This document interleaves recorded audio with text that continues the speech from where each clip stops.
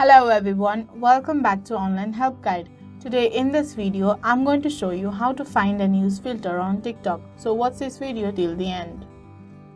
First, open up your TikTok app. Then tap on plus icon that is in the central part of a bottom screen to create a TikTok video. On your bottom left corner, you will see FX. Tap on it. Select the filter you want or tap on search icon and write the filter name.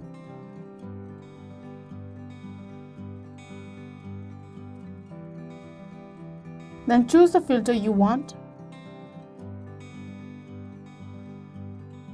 So that is how you find and use filter on TikTok. Thank you for watching Online Help Guide. Hope this video was helpful. If it was, then hit the like button and comment down if you have any questions or feedback. Also, if you are new to our channel, subscribe and hit the bell icon on our channel so that you don't miss our upcoming videos.